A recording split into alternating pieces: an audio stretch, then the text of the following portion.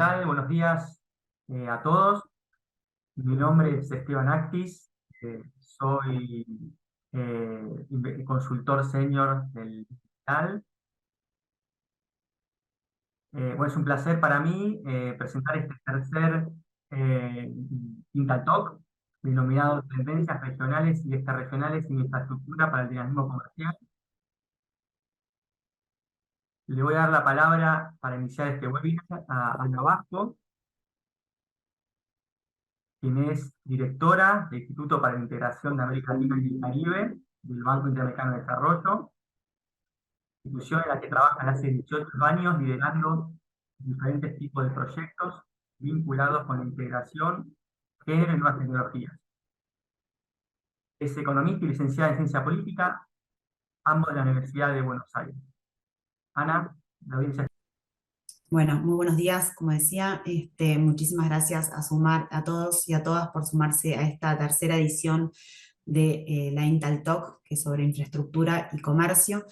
Quería contarles muy brevemente cuáles son las razones por las cuales nosotros desde el BID Intal creemos que este tema es un tema central para la región, y hay dos puntos clave que me gustaría señalar. En primer lugar, hay una clara evidencia del impacto que genera la infraestructura, tanto física como digital, en términos de comercio. Hay un estudio que es uno de los probablemente más icónicos en este sentido, que evidencia como una disminución solamente del 1% en los costos de transporte ad valorem podría llegar a incrementar en más de un 8% las exportaciones de América Latina y el Caribe. Lo que vemos lamentablemente es que hay una brecha y un déficit de infraestructura también muy fuerte. Uno de los indicadores más importantes que se desarrolla en este sentido es del Banco Mundial, que elabora el índice de desempeño logístico en 139 países de la región, del mundo, y lo que vemos en que dentro de los 50 mejores que tienen mejor desempeño logístico, no hay ninguno de América Latina y el Caribe. Es decir, hay una clara evidencia de impacto en términos de comercio e integración, y hay un déficit de infraestructura muy grande. Pero lo que vemos básicamente es que este desarrollo de infraestructura que se tiene que crear y desarrollar en América Latina y el Caribe tiene que ser una infraestructura sustentable, que no dañe el medio ambiente y que sea resiliente también a la gran cantidad y cada vez mayor intensidad de impactos que está teniendo el cambio climático. Y sabiendo con el desafío que tenemos es que, por ejemplo, el transporte marítimo es uno de los sectores más contaminantes en términos de gases de efecto invernadero. Pero por eso, desde el sector de integración y comercio del BID, venimos trabajando fuerte este sector y hablamos mucho de lo que es el hard y el soft de la integración. El hard justamente hace referencia a esta infraestructura tanto física como digital, pero que tiene que ser articulada y dialogada con también el soft de la integración. Y con esto nos referimos a los marcos regulatorios, a las instituciones, a los procesos, a la tecnología que permite básicamente que el transporte de bienes y servicios pueda ser más intenso, más fluido. Por eso es fundamental que ambos dialoguen y se articulen. Este tema para nosotros, como decía, es sumamente importante, y con esta charla, con esta Intal Talk, inauguramos un nuevo eje de trabajo desde el BID Intal, que tiene que ver con tratar de entender el vínculo que existe entre la infraestructura tanto física y digital con la integración productiva. Lo que vemos es que hay muchísima evidencia, como decía anteriormente, del impacto que tiene la infraestructura tanto física como digital en términos de comercio, y hay mucho trabajo elaborado también, y estudios y evidencia sobre la importancia de las cadenas regionales y cadenas globales de valor y su vinculación en términos de comercio. Pero queda mucho por trabajar en la vinculación que existe entre la infraestructura tanto física y digital con la integración productiva. Por eso vamos a tratar de entender más estas experiencias que han funcionado y que no han funcionado en otros países, y cuáles son los principales obstáculos para que estas iniciativas de infraestructura contribuyan a generar un mayor impacto en términos de integración y encadenamientos productivos. Pero como decía, para nosotros es fundamental entender cuáles son las principales tendencias que existen en la región y fuera de la región, cuál es el camino hacia dónde tenemos que ir, cuál es esa gobernanza necesaria para que esta infraestructura tenga mayor impacto y contribuya a incrementar el comercio y la integración productiva, y cómo podemos hacer para desarrollar una infraestructura que incluya el transporte por carretera, el transporte ferroviario, fluvial, marítimo, pero también las redes de energía y de telecomunicaciones, y también, por supuesto, todo lo que tiene que ver con la infraestructura digital. Y siempre, como decía anteriormente, pensando en que este desarrollo tiene que ser planificado, diseñado, construido y operado también de una manera que no dañe el medio ambiente. Pero bueno, dicho esto, nuevamente muchas gracias a todos y a todas por sumarse, y especialmente a José y Ana María por su tiempo y su participación en esta charla, que sabemos que tienen agendas muy ajustadas, así que les agradecemos muy especialmente su participación. Muchas gracias. Gracias, Ana, por tus palabras de bienvenida. Bueno, ahora rápidamente vamos a dar inicio a la primera speaker de este webinar. Les voy a presentar a Ana María Ruiz Rivadeneira, quien tiene más de 10 años de experiencia profesional y lidera el trabajo de la red de altos funcionarios de infraestructura y alianza público-privada de la Organización para la Cooperación y el Desarrollo Económico desde el año 2018. Es abogada de formación y trabajó con la administración colombiana en los campos de alianza público-privada, infraestructura y contratación pública. Antes de unirse a la OCDE, Ana María fue consultora principal del Boston Consulting Group, obtuvo una maestría en administración pública de Sciences Po y de London School of Economics. Ana María, gracias por participar, por estar aquí. Bueno, tienes 20 minutos para tu presentación. Gracias, Esteban. Gracias, Ana, por la invitación. Es para mí un placer, bueno, ver a toda esta comunidad latina hablando de un tema que es del centro del trabajo que nosotros hacemos y que sabemos que es esencial para el desarrollo regional. Voy a compartir mi presentación.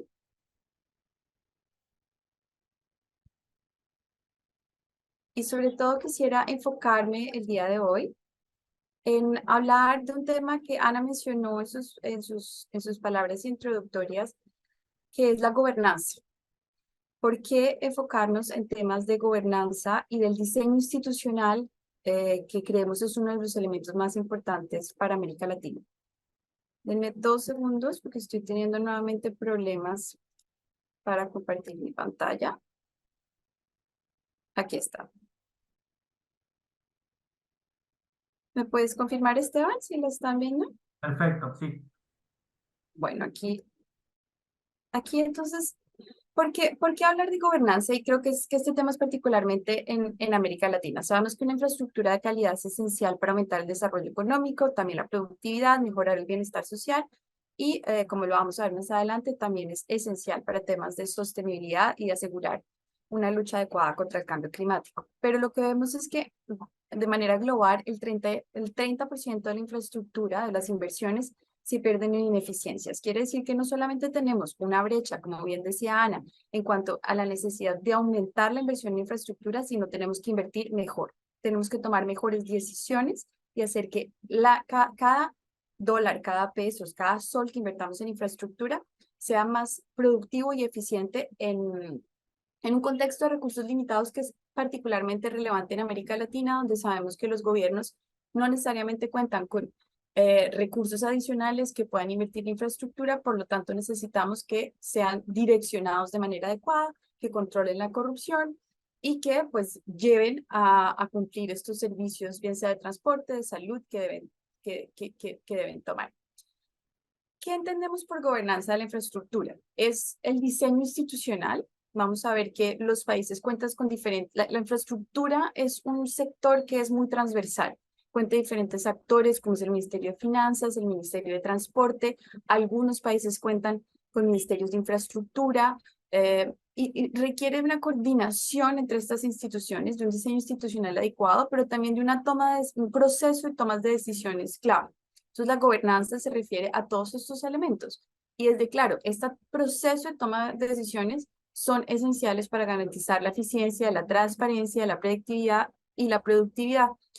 Nuestros colegas del INTA les van a compartir un reporte que hicimos sobre los diferentes diseños institucionales, que creo que es interesante para ver Algunos países de América Latina como México, Chile, Colombia, de las principales dificultades que se pueden generar dependiendo de quién ostenta el rol principal en esta toma de decisiones. Igualmente me parece importante resaltar que una mejor gobernanza no solo mejora el rendimiento de la inversión pública, pero permite y hace más atractiva la inversión para el sector privado. Entonces cumple esta doble función que es esencial también para garantizar que el sector privado invierta en los proyectos donde puede ser más eficiente y no necesariamente donde por inercia lo haga y pueda resultar en mayores costos para los usuarios o para los ciudadanos que al final financian la infraestructura. Otro tema que me parece clave que miremos acá es la importancia que tiene la infraestructura en la recuperación económica y también en temas de sostenibilidad. En el 2020, cuando estábamos en medio de la pandemia, hicimos un análisis rápido de todos los países de la OCDE para ver cuáles de los planes de recuperación económica incluían un componente de inversión en infraestructura. Vemos que el 55% respondió de manera inmediata, que un gran porcentaje, en particular Chile, los Estados Unidos, decidieron que ese era uno de los pilares claves del proceso de recuperación económica. Y algunos otros países nos dijeron que aunque el plan de recuperación económica estaba en preparación, ya sabemos que en el caso de Grecia, de Italia, claramente, fueron países que se enfocaron en la infraestructura como un motor de recuperación económica social del COVID, por ejemplo. Entonces vemos, digamos, este rol esencial y la importancia. Muchos de estos países, el caso de Italia, el caso de Irlanda, el caso de Chile, han enfocado sus esfuerzos en garantizar que esta inversión se haga de una manera más adecuada. También vemos que la infraestructura juega un rol esencial en temas de sostenibilidad y en temas de generar que, que haya una sociedad más inclusiva. La mayoría de países de la OCDE, el 74% de los países, señalan que el plan de infraestructura está alineado con objetivos o políticas ambientales.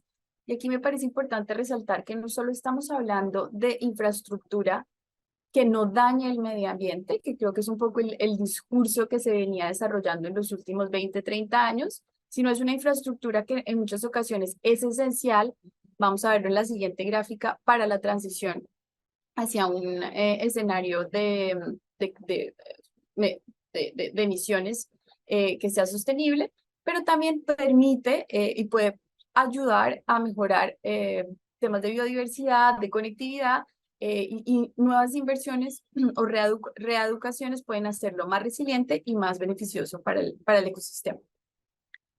Esta es justamente la gráfica de la que les hablaba, donde la Agencia de Energía de la OCDE hizo una estimación de las inversiones que se deben hacer en los próximos 4 años. Si tenemos en cuenta la primera, el primer escenario 2016 al 2020 son las inversiones reales que se hicieron y vemos que se hace alrededor de un trillón, pero nosotros queremos llegar al net zero escenario en el 2050 y debe invertirse por lo menos 4 veces lo que se invirtió en los 4 años anteriores. Entonces, es esencial que esta inversión de infraestructura se haga de manera rápida, eficiente, de tal manera que pueda hacerse la transición energética que los países han adquirido.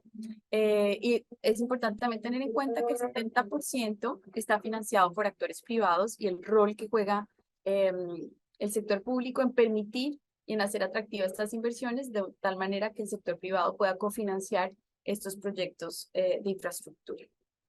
Entonces, esta es como la primera parte de por qué gobernanza. Ahora, ¿qué ha hecho la OCDE en temas de gobernanza y cuál ha sido el rol en el desarrollo de buenas prácticas? Lo que nosotros hicimos en el 2019 fue hablar con los diferentes países miembros, en ese momento eran 36, pero Colombia y Costa Rica se hicieron el acceso muy rápido y validaron estas recomendaciones. Fue cuáles consideran ustedes que son los elementos clave para tener una buena gobernanza de la infraestructura y para asegurarnos de que la infraestructura se desarrolle a tiempo, en el precio y de calidad. Entonces, lo que hicimos fue mapear 10 recomendaciones que abarcan todo el ciclo de vida del proyecto. Van desde la visión estratégica a largo plazo, temas de sostenibilidad presupuestaria, contratación pública, la importancia de consulta y la participación de diferentes partes interesadas, coordinación a todos los niveles de la administración del gobierno, un marco regulatorio estable, una gestión de los riesgos de integridad y de lucha contra la anticorrupción, la importancia de dar datos empíricos y de evidencia para la toma de decisiones, la importancia de tener un desempeño a lo largo del ciclo de la vida útil de la infraestructura, no solamente enfocarnos en la parte inicial de preinversión, y por último, un tema de resiliencia de las infraestructuras, sobre todo la infraestructura crítica para la provisión de servicios públicos básicos y domiciliarios. Este es el panorama general. También les vamos a compartir el link para que ustedes puedan ver cuáles son estas buenas prácticas en cada uno de estos elementos, pero me gustaría focalizarme en los tres primeros y mostrarles el mapeo que hemos hecho nosotros a través de indicadores y ver dónde están los países de la OCDE en cada uno de estos pilares y cuáles son las áreas que requieren mayor énfasis de reforma y cuáles son las áreas en las que estamos un poco mejor. Este es un poco un resumen de cómo se estructuran los diferentes elementos, pero continuemos con los indicadores.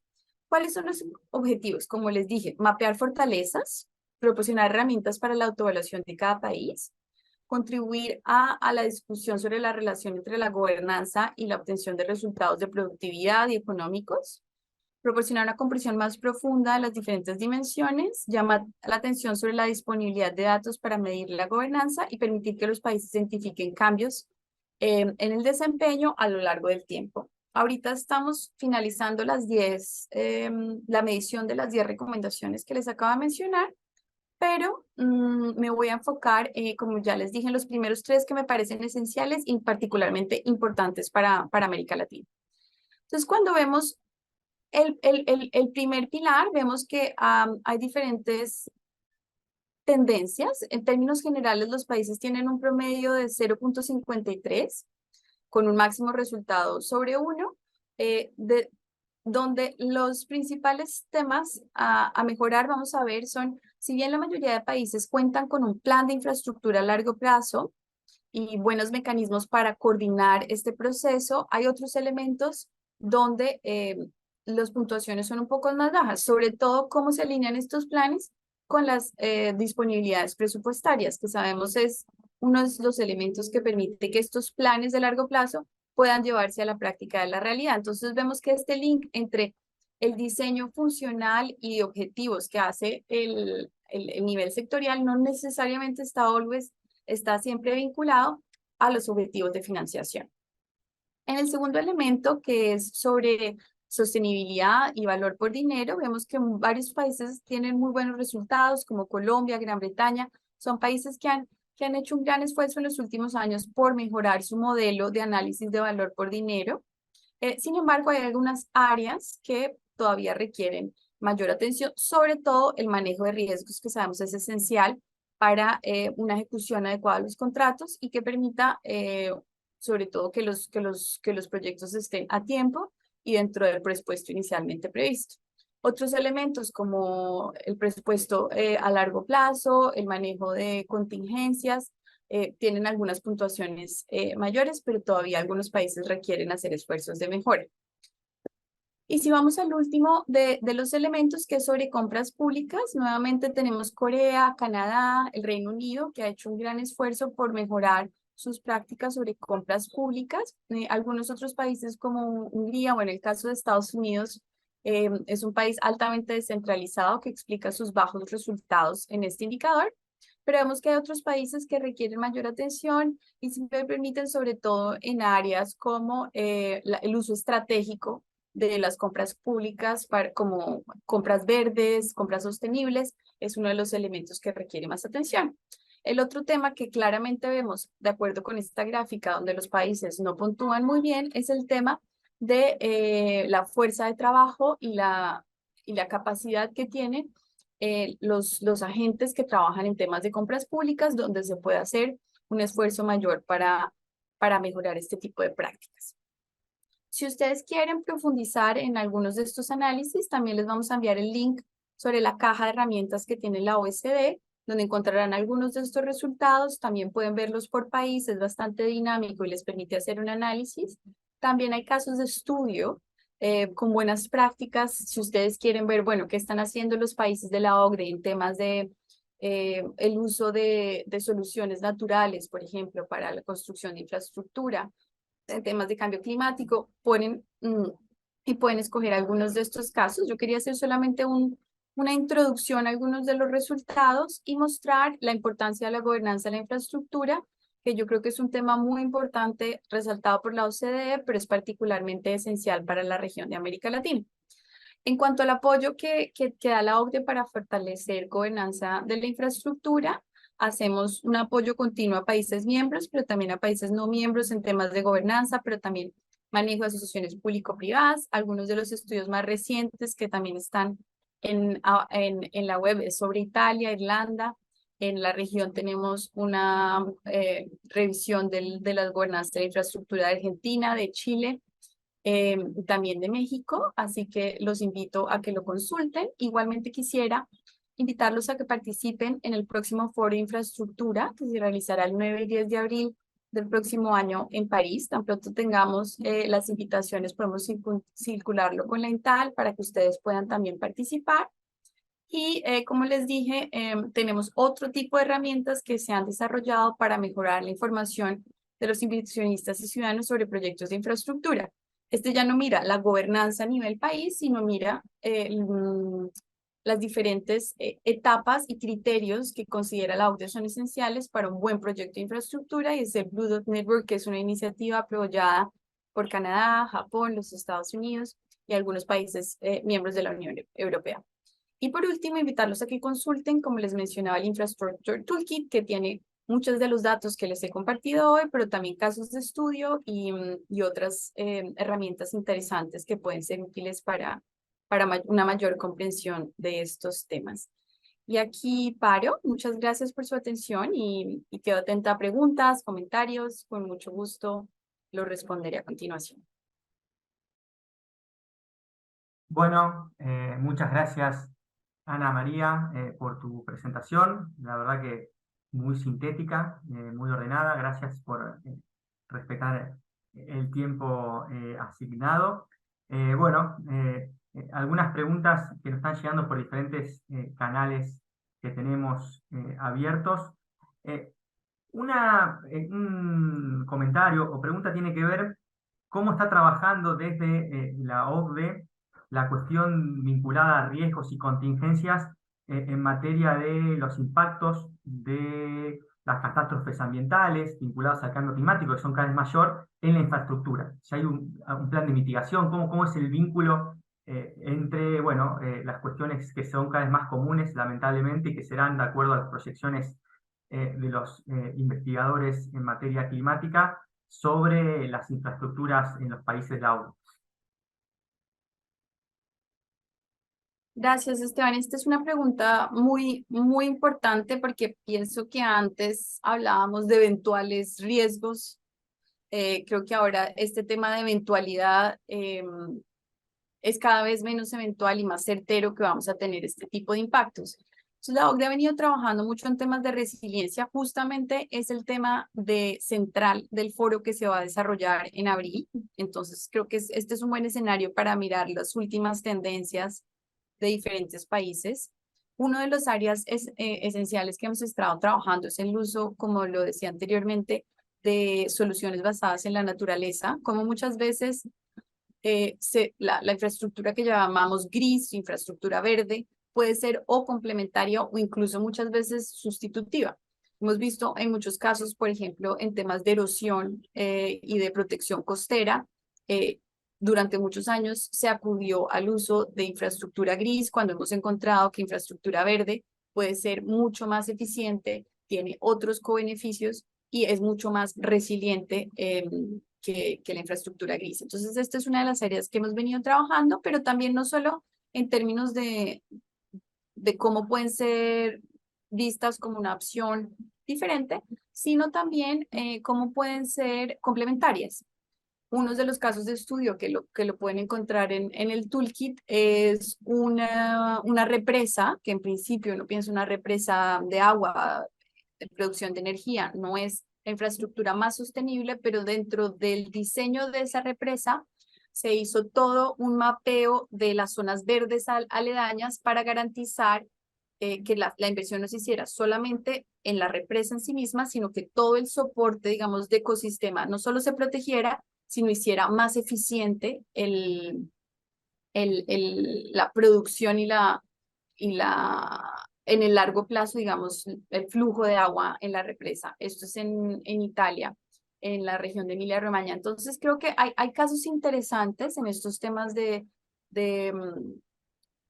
soluciones basadas en la naturaleza. Otras áreas interesantes que hemos trabajado es temas de planeación de largo plazo, como las estrategias de adaptación, que normalmente son desarrolladas en el área del Ministerio de Ambiente o sí, del medio ambiente, y no necesariamente se traspasan directamente en el proceso de planificación de infraestructura o de transporte o de vivienda.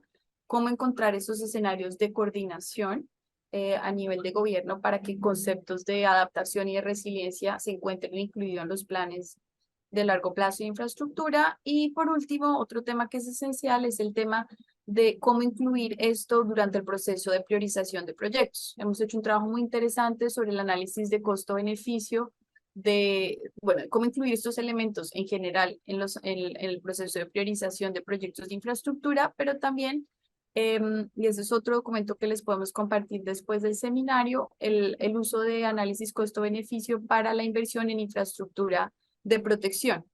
O sea, que no es cómo incluir los elementos por ejemplo, en el caso de un puente, de una vía, qué tipo de medidas se pueden proteger, sino inversiones en infraestructura que permiten proteger las otras infraestructuras que están en el área. Estos son algunos de los temas que hemos estado trabajando. Es un tema de alto nivel y que, como les conté, va a ser el escenario del foro que vamos a realizar en abril, y también estamos haciendo un reporte de todas las diferentes áreas de la OCDE trabajando en estas áreas, y espero poderlo compartir. Yo pienso que a mediados de mayo, junio del próximo año estaremos publicando ese reporte con algunos de los elementos que les compartí.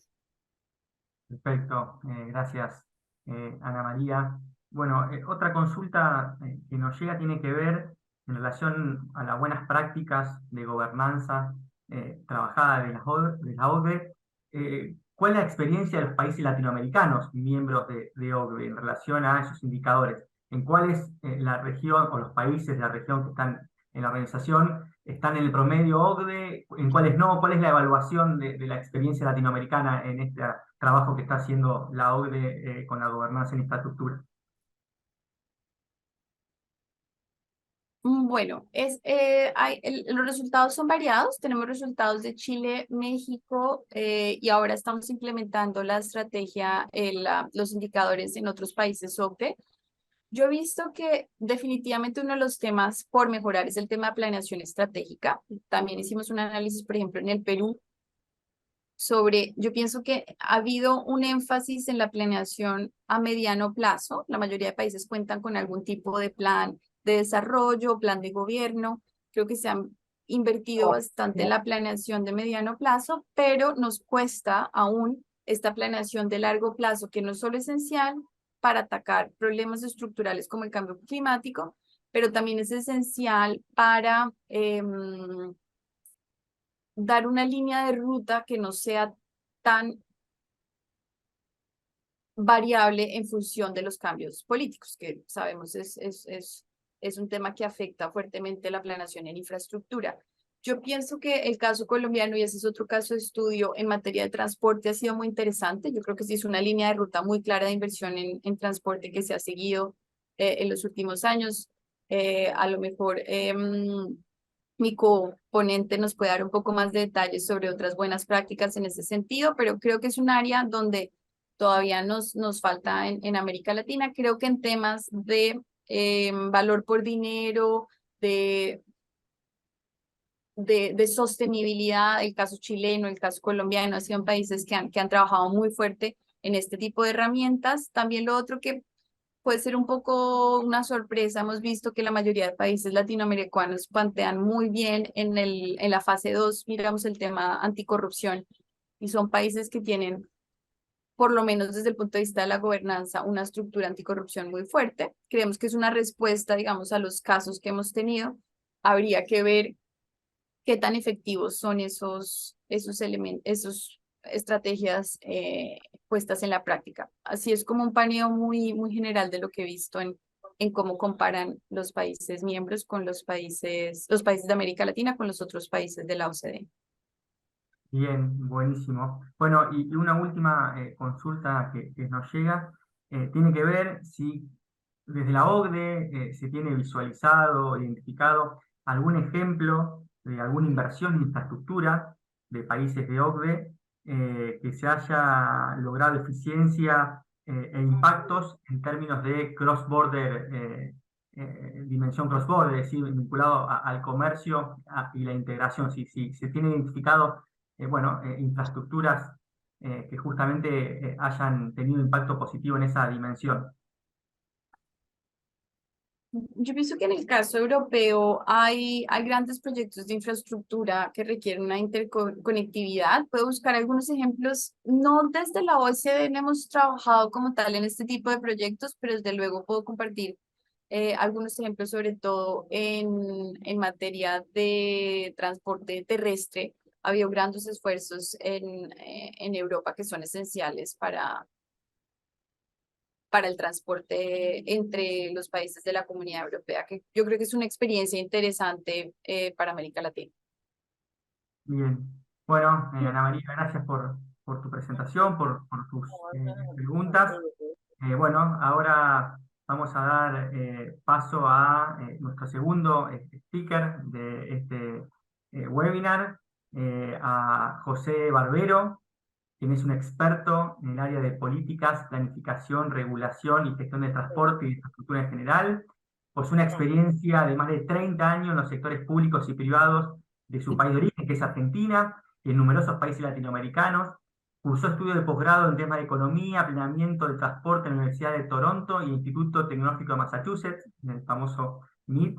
Desde el 2003 al 2008 trabajó en el Banco Mundial como Senior Transport Specialist en las áreas de infraestructura, transporte y logística, con especial dedicación a la región de América Latina y Caribe. Bueno, y actualmente se desempeña como docente e investigador de la Universidad de San Martín, UNSAM en Argentina, y como consultor independiente en temas de transporte. Sin lugar a dudas, es uno de los mayores especialistas en temas de infraestructura y transporte que cuenta la región, así que bueno, nos va a dar un panorama más específico sobre América Latina en materia del vínculo entre transporte y comercio. Así que José, gracias por estar aquí, la audiencia es tuya. Bueno, muchas gracias. Lo primero que voy a hacer es compartir la pantalla con la presentación. Por favor, confirmame, Esteban, cuando esto esté hecho. Sí, se está viendo. ¿Estamos? Muy bien. Bueno, antes que nada, primero muchas gracias al INTAL por facilitarme esta participación. Es un gusto hacerlo. Me parece muy oportuna e importante. Yo me voy a centrar en lo referente a la infraestructura, pero en uno de sus capítulos muy específicos, que tiene que ver con una de las preguntas recientes del transfronterizo, ¿no es cierto?, vinculada a la integración, o sea, la infraestructura de integración como un subcapítulo importante dentro de la agenda general y con foco en Sudamérica, porque se ha trabajado mucho. Bueno, podría hacerse lo mismo en Centroamérica, yo elegí donde también ha habido avances muy interesantes. Mi objetivo en este rato es comentarles primero un poquito después de alguna mirada conceptual, los avances que ha habido en los últimos 20 años, que fueron muy interesantes porque dan lugar a muchas lecciones. Después correr un poquito la mirada y ver qué está pasando en otros lugares del mundo, y no tanto en los países desarrollados, que eso tiene más prensa, digamos, sino en países en desarrollo, donde ha habido muchísimo avance en proyectos de integración y también nuevamente muchas enseñanzas para tomar. Y finalmente culminar con algunas reflexiones sobre temas, me parece, importantes ante lo que veo como un probable relanzamiento de la agenda de la integración física en Sudamérica en los próximos años. Para eso he trabajado bastante últimamente con el BID, con ILAT.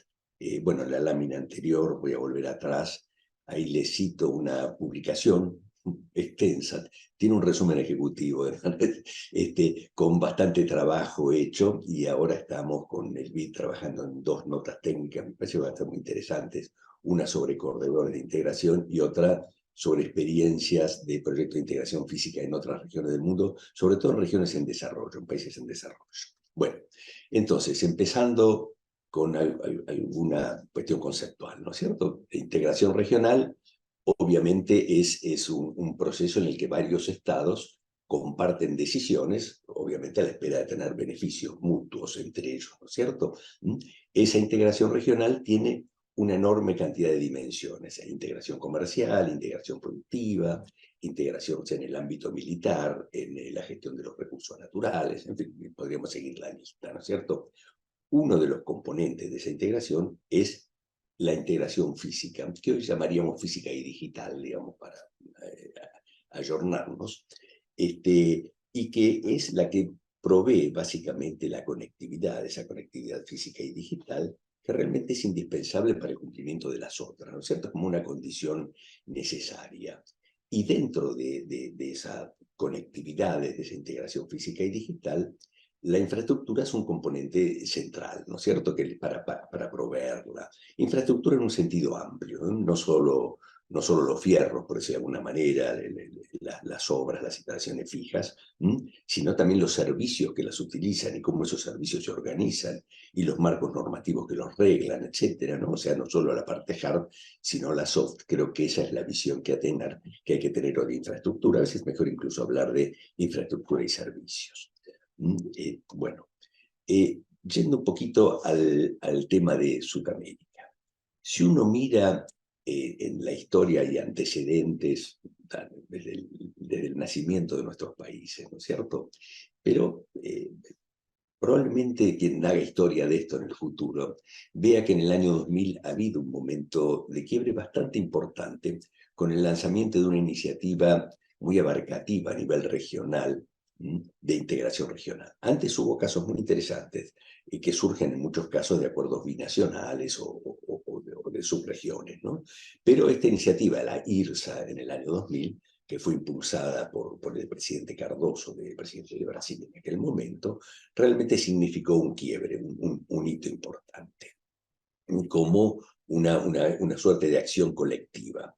Brasil tuvo mucho liderazgo en esto. Ellos mismos habían trabajado en algunos criterios de planificación muy interesantes en los años anteriores. Hubo mucho apoyo de los países, o sea, iban los presidentes a reuniones sucesivas, o sea, realmente todos le ponían mucha garra. Hubo ideas atractivas y convocantes y un plan de acción que hizo que las ideas realmente pudieran empezar a implementarse, y también un rol realmente destacado de organismos multilaterales. Bueno, el BID estuvo desde el inicio de esto, y eso tuvo mucho que ver con ese plan de acción, que también tuvo que ver con el buen desempeño de la iniciativa, sobre todo en sus primeros años. Bueno, la estructura de esta IRSA era unos ejes de integración. Yo creo que todos deben estar más o menos familiarizados con eso. Primero eran un poco más, terminaron siendo 9, son como grandes ejes y dibujos sobre el mapa. Y dentro de ellos lo que son realmente los ladrillos de esta construcción, que son los que llaman grupos de proyectos, son 47. Que cada uno de ellos involucra 5, 6, 7 proyectos, ¿no es cierto?, con mucha sinergia, muy vinculados entre sí, que se supone que van a producir estos efectos de integración y lograr los beneficios. Y dentro de estos grupos de proyectos están sí ya los proyectos individuales, las células, ¿no es cierto?, que son casi 600, que fue toda una agenda que se fue desarrollando y mejorando con el tiempo. En IRSA también se prestó atención a ese componente soft, que yo le decía un ratito, lo llamaban los procesos.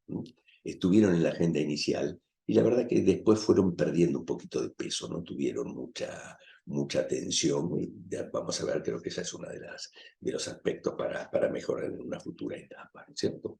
Los ejes, pues son estos 9 ejes que cubrían distintas áreas del territorio, no cubren países exactos, sino pedazos de países, en parte se pueden superponer un poco, en fin. Y a la derecha, la evolución de la cartera de proyectos, que se fue mejorando y perfeccionando a lo largo de los años. Lo que empezó con IRSA en el año 2000 Después, cuando se crea la UNASUR en el año 2007-2008, es absorbido por el Consejo de Planeación, el COSIPLAN, que formaba parte del UNASUR, y fue interesante porque se continuó con la misma forma de trabajo, con los mismos criterios, algunos ajustes organizacionales, pero por eso tiene sentido hablar de esto como el proceso de IRSA-COSIPLAN, que abarcó casi 2 décadas. La UNASUR empezó a apagarse, por decirlo de alguna manera, hacia el año 2018, pero bueno, fueron prácticamente 20 años de un avance bastante importante en esta cartera que vemos acá abajo. En el informe que yo le decía hay bastante análisis detallado de qué se hizo, qué no se hizo, cuánto se avanzó, etc. Haciendo un balance de eso, yo le diría que tuvo varias fortalezas interesantes, ese es el impulso inicial, la participación política, el apoyo de la banca regional de desarrollo muy fuerte, y probablemente el hecho que haya pasado de irse hacia COSIPLAN ante un contexto de visiones políticas distintas en los países, muestran cierta robustez, ¿no es cierto? Una naturaleza del cambio en la mirada política se continuó con lo mismo. Pero bueno, las debilidades, tal vez lo uno más le interesa mirar ahora, pensando en corregirlas, es que no todos los proyectos realmente eran de muy buena calidad, en el sentido de que estén orientados a cubrir los objetivos. Algunos eran mejores, más adecuados, otros probablemente no. La metodología de planeamiento era mucho de voluntarismo consensuado. Cada país proponía lo suyo y bueno, nadie le decía que no al otro. Lo que resulta tiene proyectos muy buenos y otros no. Hubo mucho énfasis en el desarrollo económico, los aspectos ambientales, sociales. Bueno, hay que pararse también el año 2000, ¿no es cierto? Era una mirada muy diferente de la que tenemos hoy. La verdad que no se le dio mucha atención. Hubo un sesgo hacia el transporte, probablemente pues los temas de energía ya se trataban en otras asociaciones que venían con este tema desde mucho tiempo atrás. Poquito de telecomunicaciones, recursos hídricos ni siquiera figuraban, o sea, estuvo muy centrado en proyectos de transporte y también hacia obras de inversión, no tanto esto de los procesos, ¿no? De la agenda soft que yo decía hace un ratito. Y tal vez el último punto, una tendencia hacia grandes proyectos, ¿no? Y sin prestar mucha atención en el impacto en el desarrollo local, ¿no es cierto? Grandes corredores, carreteras, vías férreas, etcétera, donde podían circular muchos vehículos, pero qué le pasaba a la gente que vivía al lado de eso no estaba mucho en la agenda, ¿no es cierto? Bueno. ¿Qué nos muestra el mundo? Esto me parece que es un punto muy interesante de ponerle la lupa, un tema que no hemos hecho en América Latina últimamente, porque la verdad que en los últimos 10 años más o menos, o 15 tal vez, ha habido muchísimos avances, y no los tradicionales, que uno decía, las redes europeas, etcétera, no, avances en Asia y en África importantes, en países en desarrollo, con muchísimas dificultades institucionales y de toda naturaleza, como lo que tenemos nosotros en América Latina. Mucho corredor de integración para conectividad física, carreteros, algunos ferroviarios también, asociado a eso mejoras de facilitación comercial, acceso a regiones mediterráneas como tema muy importante. Integración de sistemas eléctricos, que no solo es la integración física, sino armonización de mercado, reglas de mercado para el despacho de carga, etc. Integración digital, tendido de fibra óptica, estos Internet Exchange Points que ayudan mucho a mejorar el servicio, reducir la latencia en las regiones, o sea, también está fuerte en la agenda. Y cuencas hídricas, tema histórico en todo el mundo, ¿no es cierto?, de ponerse de acuerdo entre los países vecinos en cuencas hídricas que abarcan más de uno. Y es notable también como en estas regiones los bancos regionales han tenido un rol muy activo, ¿no? Destaco 2 o 3, el Banco Asiático de Desarrollo, el Banco Africano de Desarrollo, el Banco Islámico de Desarrollo, y algunos otros más. La verdad que participan mucho junto con las asociaciones que arman los países por su cuenta. Hay todo un entramado de actores que, bueno, permitiría tal vez un análisis más profundo en otro momento. ¿Qué muestran cuando uno mira estas acciones? Mucha vigencia de la integración física, es como un prerequisito de la integración regional. Las otras dimensiones de la integración no se logran si no aseguramos esta conectividad física, digital, física tanto en movimiento físico de personas, cargas, como de energía, de eléctrico, gasoductos, oleoductos, etcétera, y digital de información, ¿no? Bueno, arquitectura institucional, ahí hay formas muy diversas de acuerdos internacionales, etcétera. También se ve el mismo sesgo que tuvimos nosotros, centrarse mucho en lo hard, poner un poquito lo soft. Lo que se ve es también una importante atención al impacto espacial de los proyectos, ¿no es cierto? No solo ver el impacto en general, sino la dimensión geográfica de los impactos. Ese es un tema que me parece que habría que volver a darle un poco más de atención en América Latina, ¿no? Bueno, y pensando ya, volviendo a Sudamérica y a una nueva etapa, porque pienso que puede haber un nuevo lanzamiento. Me parece que hay mucho interés en Brasil, en el nuevo gobierno, en relanzar, no algo para igual a irse, no tiene por qué ser igual, pero que apunte, digamos, en esa dirección, ¿no es cierto? Y muchos otros países que yo creo que también tienen interés. Quedó un cierto hueco tras la disminución de actividad del Ecosiplan y del UNASUR, y me parece que la idea no es hacer lo mismo, puede ser algo distinto, pero buscando cubrir esos objetivos, ¿no es cierto? ¿Eso qué implica? ¿Cuáles serían los niveles de ambición que podría tener esta nueva agenda? Uno dice, bueno, eje de integración física, fenómeno, así como los hacía IRSA, perfecto. Que esos ejes de integración física sean más bien ejes de desarrollo sostenible, con una mirada mucho más ambiental, social y de desarrollo local y productivo. Claramente, IRSA intentó un poquito de eso, IRSA con ese plan, pero ahí claramente es como una agenda que hay que avanzar más. Y tal vez habría un tercer componente que hasta ahora no ha tenido cabida en la agenda de la integración, que es tener posiciones comunes en foros internacionales. Hay muchos temas muy importantes que están discutiendo en este momento. Por ejemplo, en la Organización Marítima Internacional, el tema digamos, de los sobrecostos a los fletes por emisión, etcétera, son temas que tienen un impacto enorme para Sudamérica, que en general está lejos de los mercados a los que vende o de los que compra, ¿no? Entonces, ahí, ¿por qué no coordinar un poco más acciones? Lo mismo con el transporte aéreo y en una cantidad de temas, muchos de ellos vinculados a este gran irruptor en la agenda de la infraestructura, que es la mitigación y adaptación al cambio climático. Algunas propuestas que son las que aparecen en este documento que yo les citaba, en tres grandes ámbitos: la planificación, las prioridades, la implementación, cómo hacer para que se lleve a cabo la agenda, diseñarla bien, pero llevarla a cabo, y cuál es la organización que permite que estas otras dos realmente se puedan hacer bien. Y en materia de planificación, y mirando específicamente el caso de Sudamérica, no sé, alguien puede revisar los 9 ejes que hay, sí o no, son muy flexibles. Yo francamente soy más de la idea de que no vale mucho la pena, pero sí vale la pena revisar esos grupos de proyectos y someterlos a un análisis mucho más exhaustivo que la metodología original, más basada en los consensos, que fue muy importante en su momento, no la quiero desmerecer en lo más mínimo, pero yo creo que ahora hay que aplicarle una metodología un poquito más exigente, ¿no es cierto?, con una evaluación más rigurosa a nivel estratégico de los impactos para seleccionar los grupos de proyectos que realmente permitirían efectivamente mejorar la integración regional. Y después sí, a nivel de proyectos, también avanzar en la evaluación, en el mejor diseño, etcétera, de cada uno de ellos. Y hay varios temas ahí, con esto me interesa transmitirlo.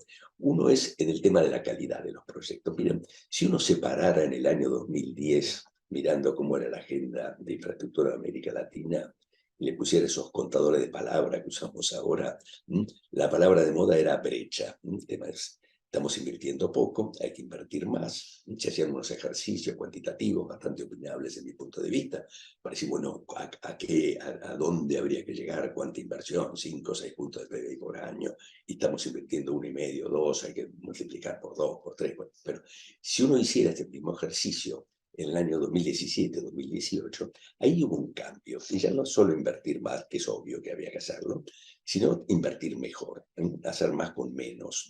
Trabajo del Banco Mundial, del BID, de CAF, del McKinsey Global Institute y de otras, de la OECD, etcétera, en general fueron convergiendo a decir, miren, con los mismos recursos podemos hacer más o podemos hacer lo mismo con menos recursos, ¿no es cierto? Hay en la elección de los proyectos, en los diseños, en las contrataciones, en las supervisiones, en el mantenimiento posterior, a lo largo del ciclo de vida hay muchas cosas que hacen que podamos usar mucho mejor los recursos, no solo disponer de más recursos, sino justamente usarlos mejor. Hoy ha aparecido esta idea de infraestructura de calidad, proceso de certificación, mecanismo de revisión externa, y yo creo que hay que ir un poco en ese camino para mejorar, digamos, la cartera de lo que se está proponiendo, evitar elefantes blancos o proyectos que finalmente no van a tener el impacto esperado, ¿cierto? El tema hard y soft creo que ya lo dije, ¿no es cierto? El tema considerando los aspectos sociales, ambientales, los ambientales ya hoy están en primera plana, sociales parcialmente, bueno, me parece que ahí hay que impulsar.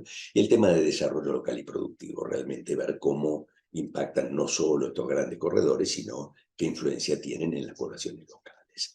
En materia de evaluación, me parece que hay que dar una vuelta de tuerca, ¿no? El análisis costo-beneficio ha sido un tradicional elemento muy bueno.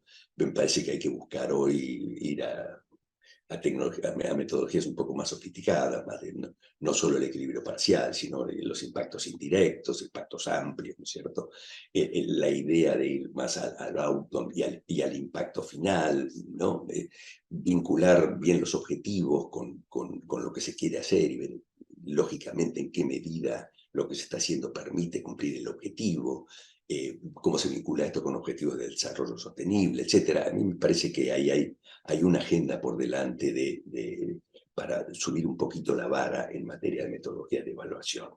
Lo mismo en la variante espacial, la mirada territorial, ¿no es cierto? A veces hay una mirada de ver los planes así en el espacio, como que dibuja vectores sobre un mapa, desligado de lo que serían las políticas sectoriales. Me parece que eso hay que unificarlo mejor.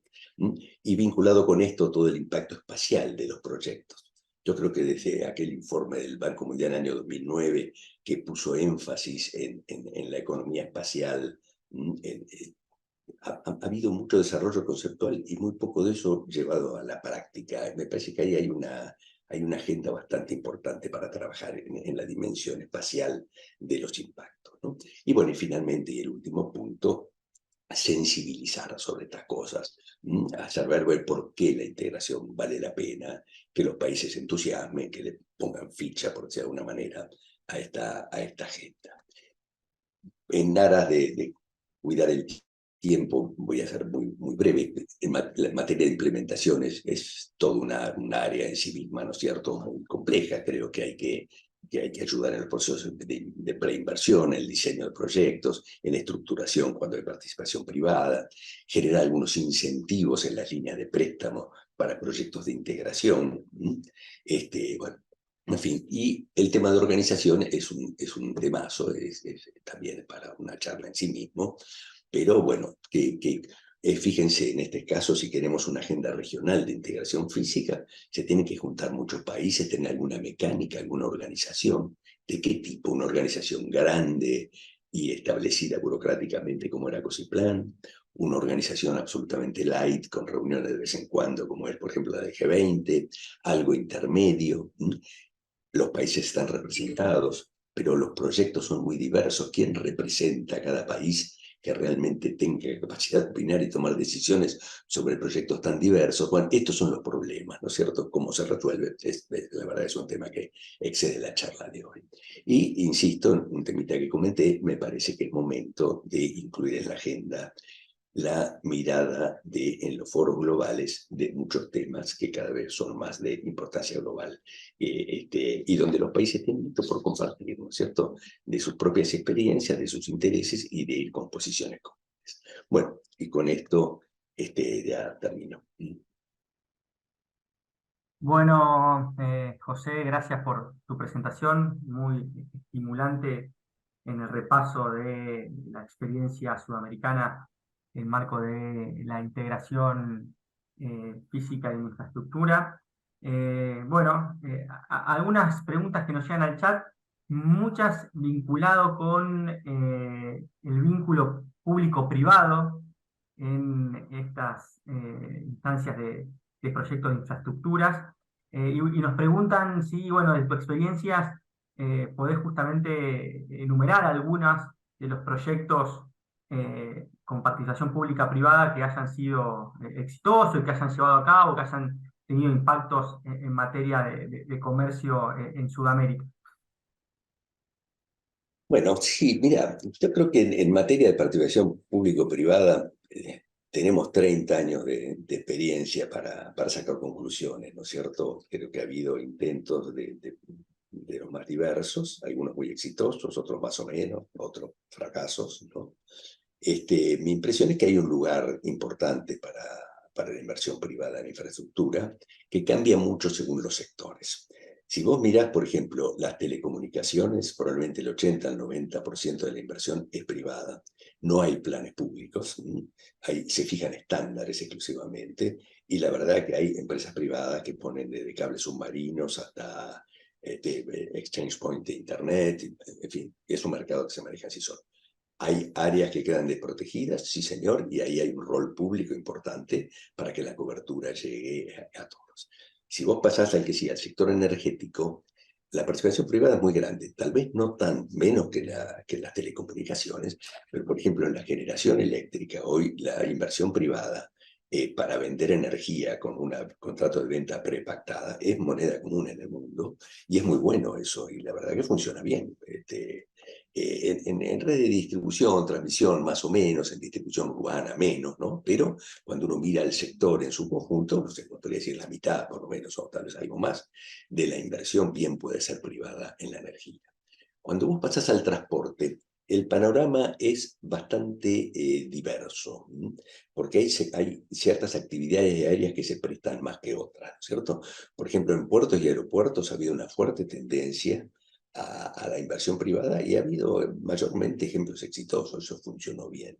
En carreteras eso queda reducido a algunos corredores de alta densidad, a los accesos urbanos, claramente, donde la circulación es enorme, y ahí hay posibilidades de que un inversor privado ponga plata. Pero hay muchísimos otros casos de servicios de menor densidad donde es muy difícil, ¿no es cierto? Y eso normalmente lo absorbe el Estado, o en algunos otros mecanismos de terciarización, subcontratación de toda una familia. Ahora, cuando uno mira el transporte en su conjunto, la participación privada es un poquito menos que la energía.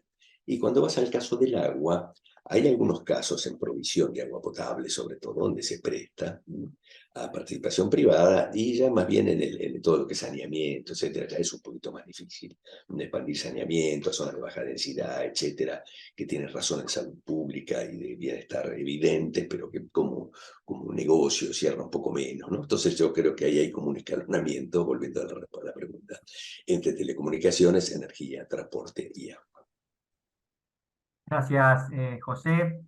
Otra pregunta está relacionada con, como bien decías vos, en los proyectos regionales, cada país intenta priorizar proyectos con impactos nacionales.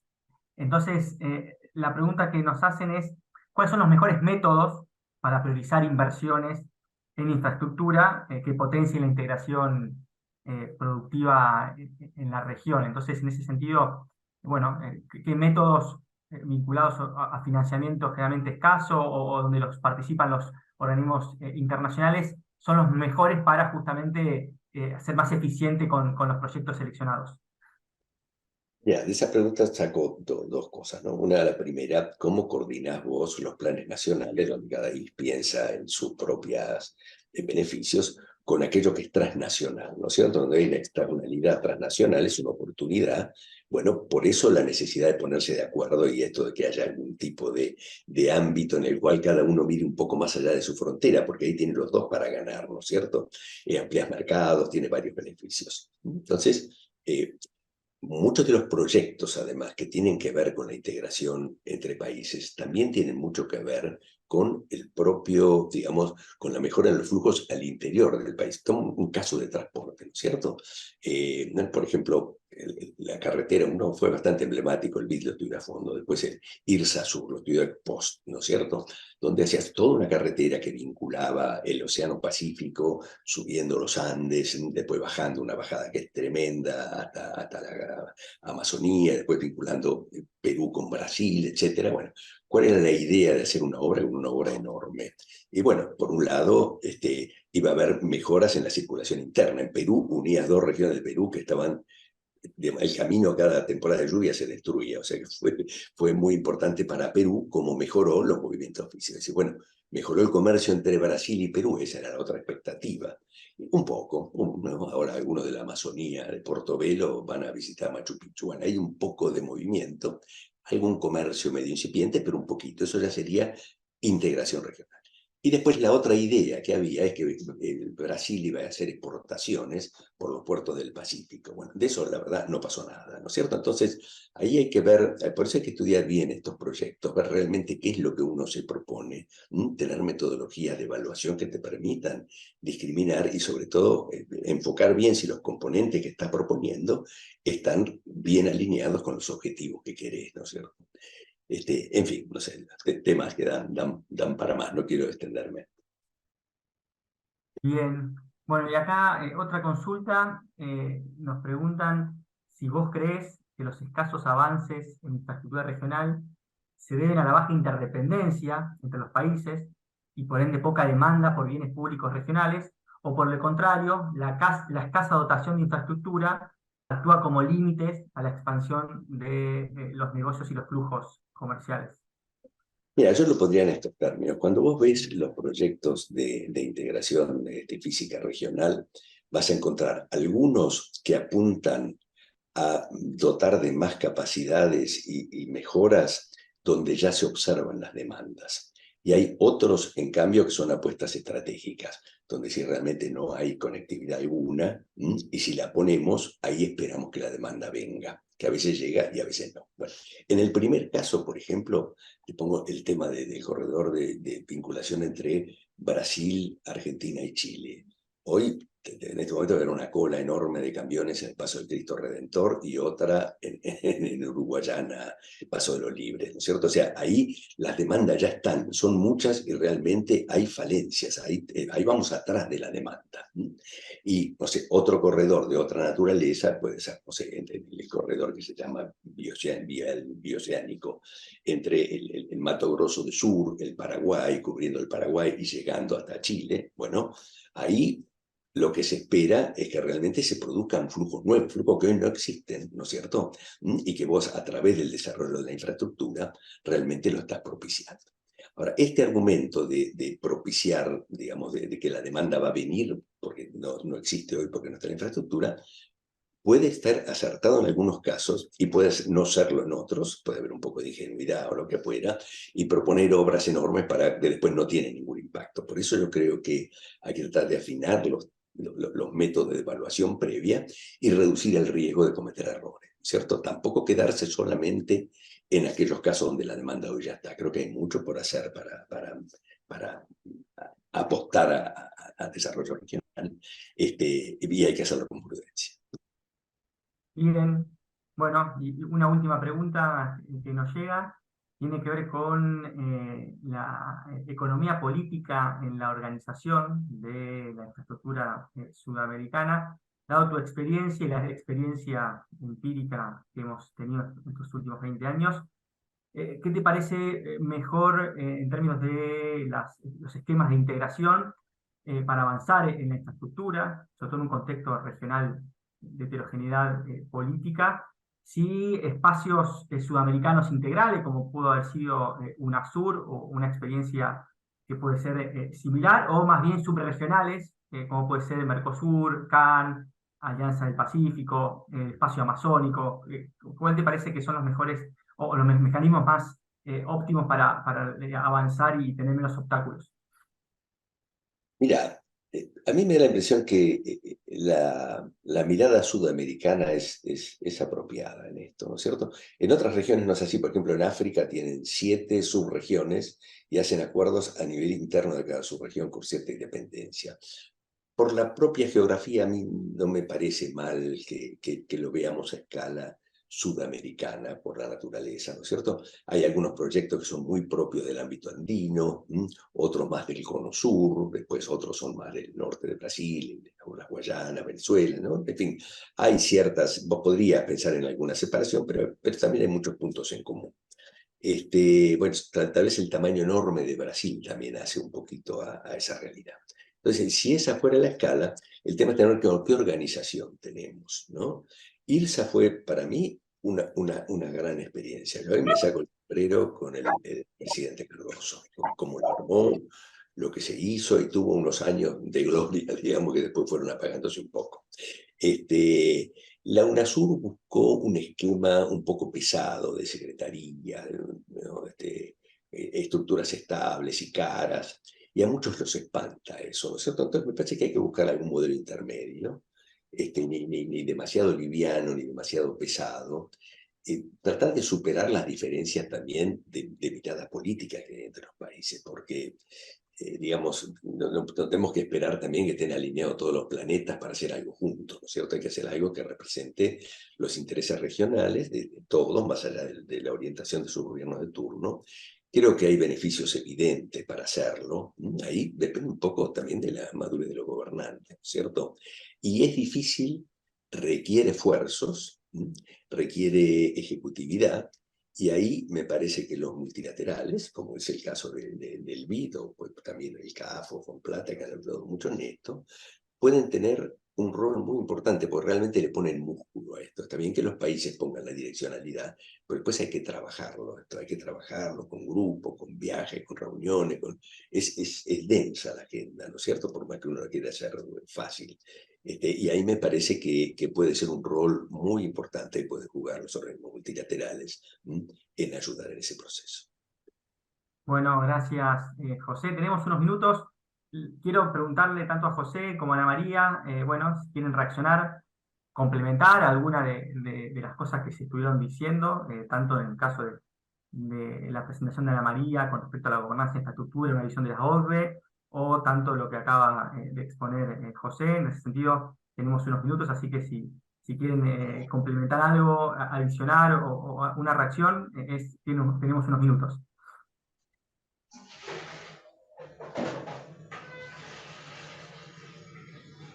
De pronto, Esteban, a mí me gustaría volver, creo que parece que nos pusimos muy de acuerdo con José en la elaboración de las presentaciones, pero decir que cada uno llegó con su presentación y alineamos, creo, muy bien en la importancia de, que era lo que yo decía, y se ve en los indicadores, cuando uno compara los miembros que además, digamos, son en muchos sentidos a nivel de gobernanza, algunos líderes en la región, Chile, Colombia, grandes brechas en temas de planeación y de priorización de proyectos.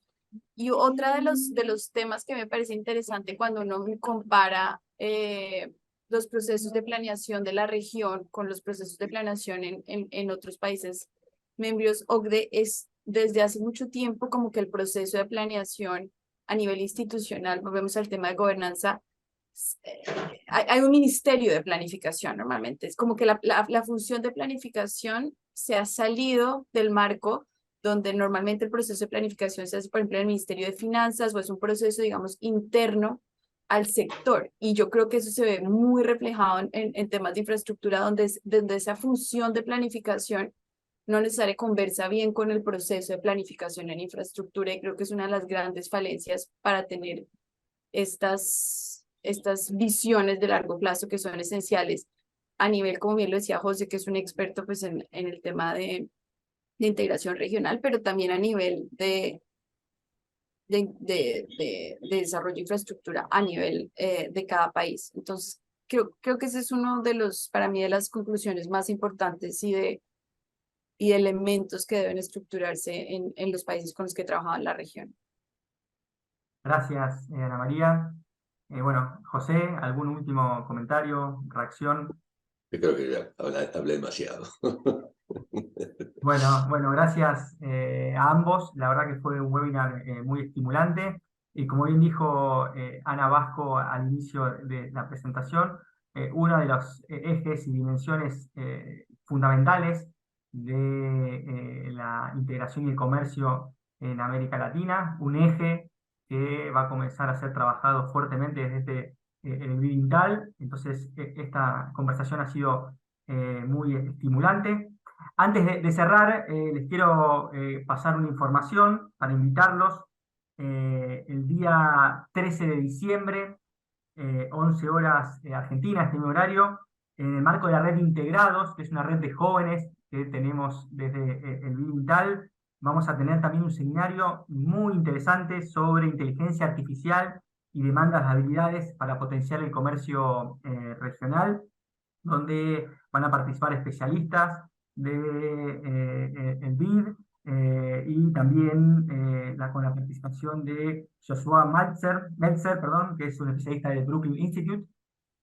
Así que bueno, les recomendamos la participación. Ahí también vamos a exponer los principales hallazgos de un informe, un estudio que se hizo del BIDINTAL, llamado América Latina en Movimiento, justamente intentando realizar hallazgos sobre las habilidades que se requieren desde América Latina para esta nueva etapa de transformación tecnológica. Así que bueno, sigan las comunicaciones del BIDINTAL, pero están todos invitados a esta actividad que va a ser el día 13 de diciembre.